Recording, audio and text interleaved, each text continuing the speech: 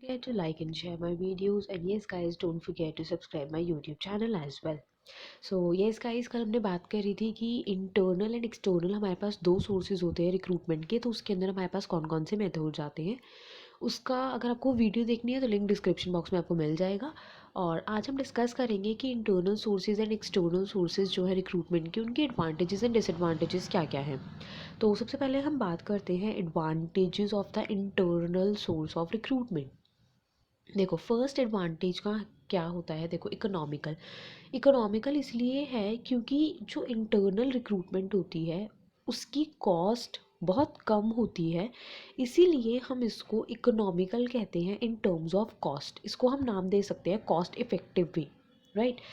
Next हमारे पास आता है less time consuming. Less time consuming क्यों है? कोई एडवर्टाइजिंग नहीं देनी है, ठीक है। अच्छा खासा लंबा चौड़ा हमें कोई इंटरव्यू का प्रोसेस फॉलो नहीं करना है। हमें पता है कि भाई हाँ, ये वाला एम्प्लॉय है, इसको हम आगे रिक्रूट कर सकते हैं वेकेंट जॉब पोजीशन के लिए, और हम सीधा उसको रिक्रूट कर देते हैं। तो यहाँ पर जो हमारा टाइम इन्वॉल्व होता है इंटरनल रिक्रूटमेंट में वो भी कम होता है।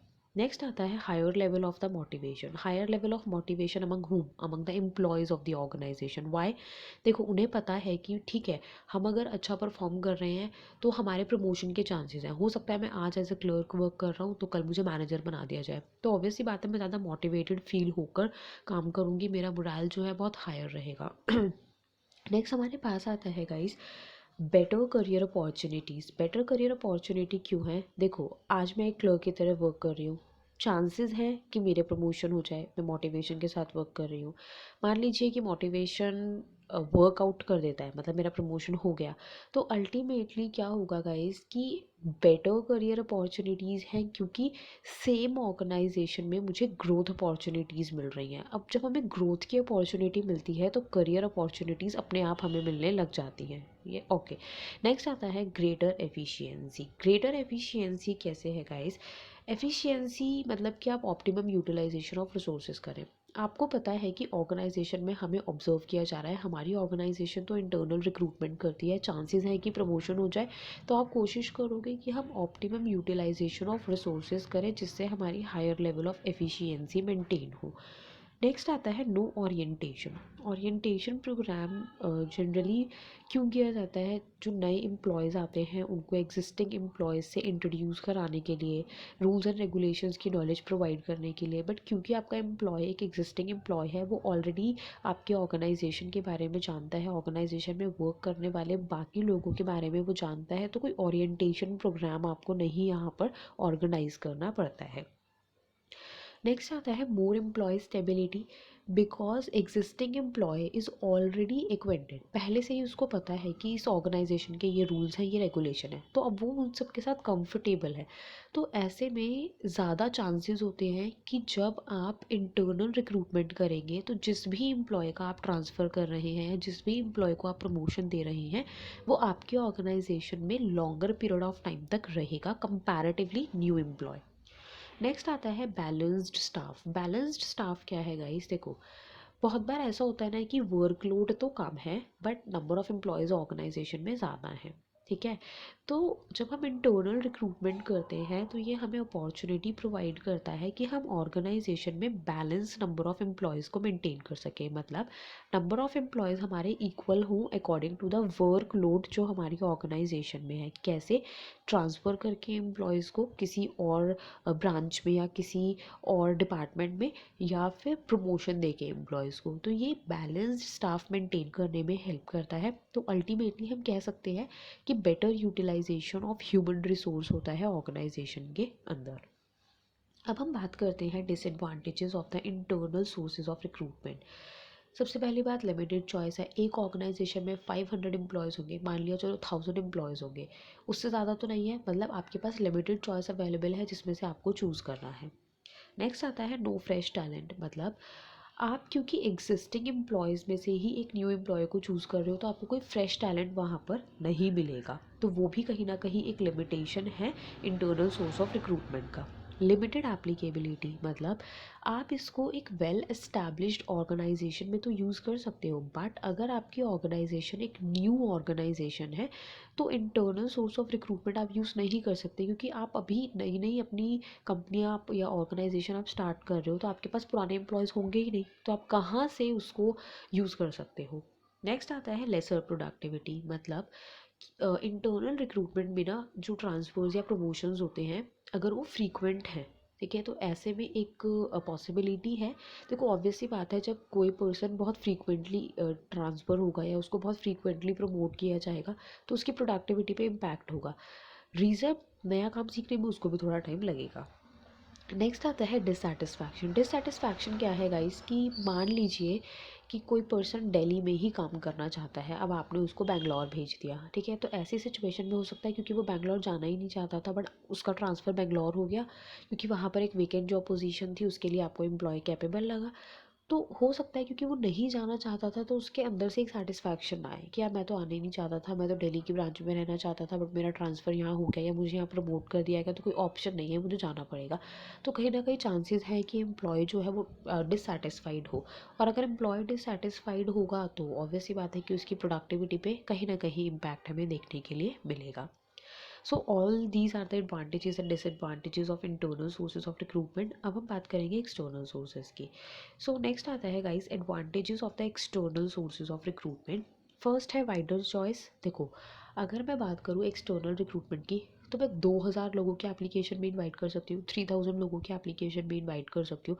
मेरे पास बस वो ले दे के 200 500 या 1000 एम्प्लॉयज़ नहीं है जिसमें से मुझे चूज़ आउट करना है। मतलब एक्सटर्नल रिक्रूटमेंट में मेरे पास ग्रेटर चॉइस अवेलेबिलिटी है। नेक्स्ट आता है फ्रेश टैलेंट। मतलब बाहर से जब मैं लोगों को रिक्रूट करूँगी तो ऑब्वियस सी बात है मुझे फ्रेश टैलेंट मिलेगा जो ज़्यादा टेक्नोलॉजिकली ओरिएंटेड होगा, ठीक है, ज़्यादा टेक्नोलॉजिकली अपग्रेडेड होगा, अपडेटेड होगा, ठीक है। तो फ्रेश टैलेंट मेरी ऑर्गेनाइजेशन की ग्रोथ को, मेरी ऑर्गेनाइजेशन के सर्वाइवल को भी ज़्यादा प्रमोट करने में हेल्प करेगा। वाइडर एप्लीकेबिलिटी है मतलब अगर आपकी ऑर्गेनाइजेशन पुरानी है या नहीं है, आप दोनों ही तरह की ऑर्गेनाइजेशन के लिए एक्सटर्नल सोर्स ऑफ रिक्रूटमेंट को यूज़ कर सकते हो, तो इसीलिए इसकी वाइडर एप्लीकेबिलिटी होती है। नेक्स्ट आता है क्वालिफाइड पर्सनल्स। मतलब जब हम एक्सटर्नल रिक्रूटमेंट करते हैं तो ऐसी सिचुएशन में जो वेकेंट जॉब पोजीशन है उसके लिए हम क्वालिफाइड पर्सनल्स को रिक्रूट कर सकते हैं। क्वालिफाइड पर्सनल का मतलब है जो ज़्यादा कॉम्पिटेंट है, ठीक है। नेक्स्ट हमारे पास आता है बिल्ड कॉम्पिटेटिव स्किल्स। देखो जब आप नया एम्प्लॉय रिक्रूट कर रहे हैं तो ऑब्वियस सी बात है जब वो ऑर्गेनाइजेशन में आएगा तो उसको ये रहेगा कि नहीं यार जो पुराने एम्प्लॉयज़ हैं मुझे अपनी परफॉर्मेंस इनके साथ मैच करनी है। तो अल्टीमेटली वो कॉम्पिटिटिव स्किल्स उसके अंदर बिल्डअप होगी, कंपटीशन करने की स्किल्स उसके अंदर बिल्डअप होंगी।